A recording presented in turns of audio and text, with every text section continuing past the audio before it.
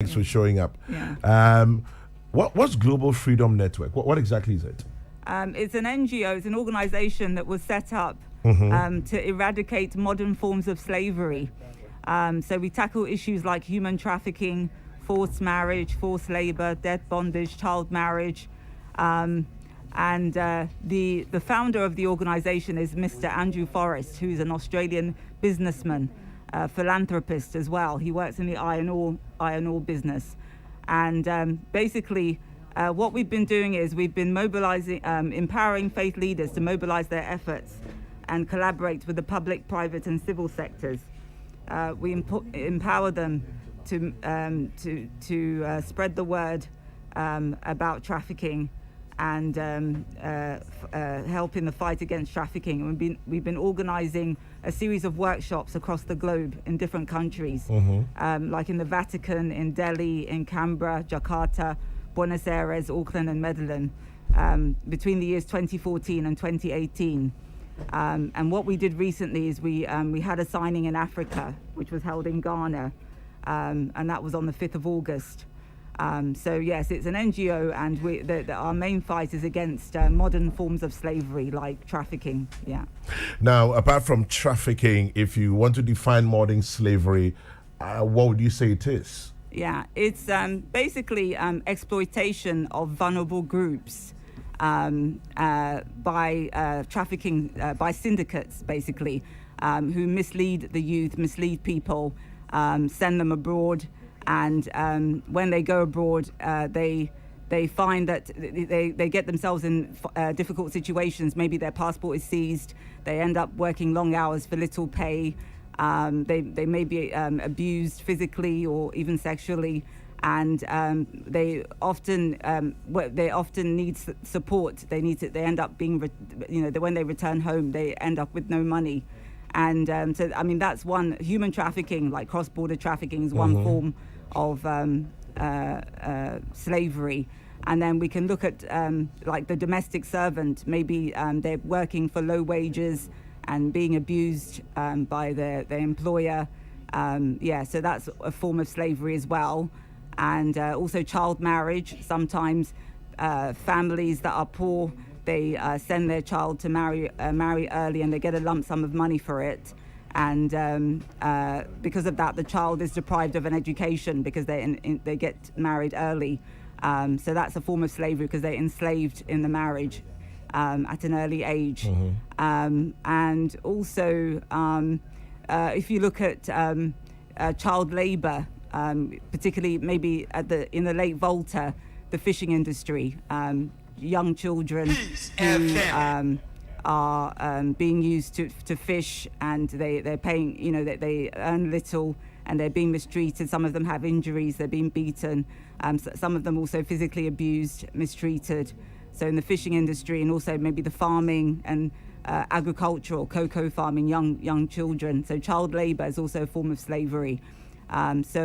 Yeah, they're different. Those are the different types of slavery. Now let's look at this issue about child labor.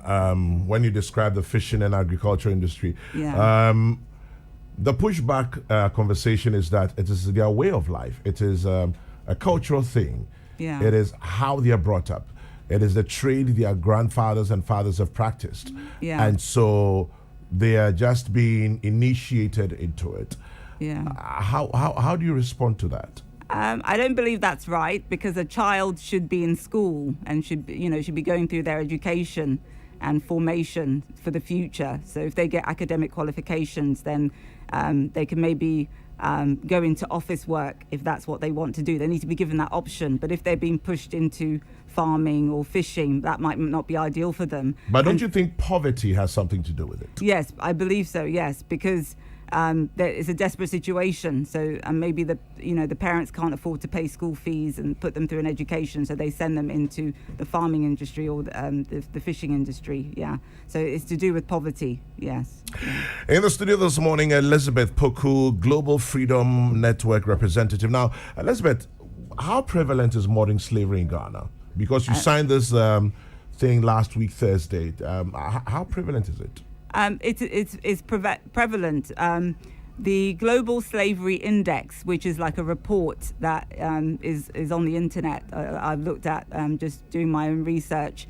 From the 2018 data, it says that there's 133,000 people entrapped in modern slavery in Ghana.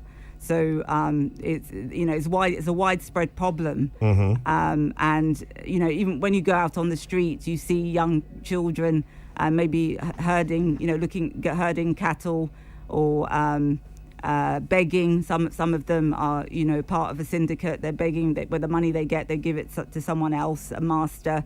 You have the Volta Lake, which I just mentioned. In the agricultural field as well. So it's a widespread problem in Ghana. Yes. Yeah. And how are we tackling it? Through the various government agencies, like maybe the trafficking unit. They do investigations and prosecutions of anyone who's found to be involved in trafficking. The Ministry of Gender and Social Welfare. They also give support, and also the Ghana Immigration Service, the anti-smuggling unit. So through those government agencies, they are tackling it, and I think we're trying to get faith leaders involved in that fight, and that's what. Now, what role will faith leaders play? Well, they have a big role in society, because a lot of people depend on their pastors and priests for support. So they can give guidance. They can, because through their doctrines, what they teach, about value of human dignity and respect for themselves. People will not allow themselves to be maltreated. So if they educate them and tell them that that you shouldn't be in this type of situation. And they teach them to how to spot the signs of anyone who could be a victim of trafficking. They can encourage them, give them support, even work with the authorities, like maybe the trafficking unit, in investigations and things like that. So now we have security and investigation units on one side, that is the police, immigration, and what have you. And then we have faith leaders on one hand as well, trying to change the narrative for especially young people. Now, what other leaders are we looking at? Government, business, private sector? Are we going to have a coordinated effort? Yes, I think a coordinated effort would be brilliant. And yes, in terms of business, I feel like they should, people should offer work to more people, like they should recruit, the businesses should be willing to help, maybe engage people more, like offer more, give more job opportunities to the youth, and even those with maybe who don't have academic qualifications, maybe put them through some sort of training program and help them to learn on the job, so that they're given employment. And if there's less unemployment, there's less likelihood of the situation occurring, people being used in this way, being enslaved. Modern slavery in Ghana. Elizabeth Poku, Global Freedom Network representative, in the studio this morning. Now, after you signed the declaration last Thursday, what next? What's your plan? What's your vision? Where do we go from here? Well, following the signature, we were discussing the idea of setting up some sort of interfaith unit, where we join together with the faith leaders. We work with them and work with the authorities to continue the fight against trafficking. So we will continue to hold workshops. Maybe we have the Faith for Freedom app, which we've launched. So that's an effective tool for faith leaders. So we promote that. And hopefully, if through advocacy, we could have, we could have more employment, more people will be employed, so there'll be less likelihood of people being enslaved. Through maybe the Ministry of Information, they can highlight the dangers of trafficking, of migration. So yes, we will want to continue the fight against trafficking following that declaration, the signing. Long term, 5 years, 10 years, what would you have achieved, hopefully, especially in Ghana? Well, we would have established a network here who will be working with the authorities to continue the fight, and we would continue to hold workshops and forums and we would we also work with victims, survivors of trafficking. Let them be a voice too and speak out so that they can, warn others about the dangers that they may have faced.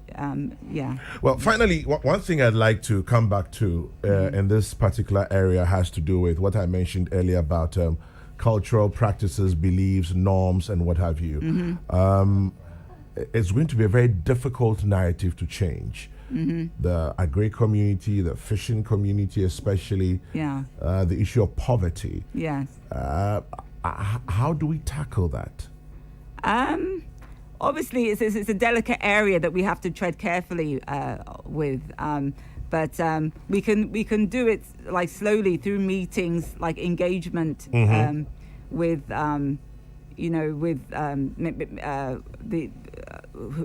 the necessary the people who are involved. So if it's a family that is sending their child off to the Volta Lake to work, then we could maybe work with the authorities to have discussions with them and highlight the dangers of it and explain the reasons why it would not be a good idea. So, and also maybe use the faith leaders as well to be involved, because they have a softer voice as compared to maybe the authorities. And just working with them and dealing with it delicately and sensitively. Any other comments finally before we wrap up? Thank you for this opportunity. It's been I'm happy that I've had this discussion with you. Thank you. Yeah. Elizabeth Poku, Global Freedom Network representative here. We're talking about modern slavery, and I'm sure as the days roll by, more of these conversations will come up, engagement with media and other people. Thanks, Elizabeth, and have a beautiful day. Thank you too. Have a wonderful day. Okay. Time check. 23 minutes past 8 o'clock. Commercial break coming up. We'll be right back. So if you wonder how I do my thing, it be my God.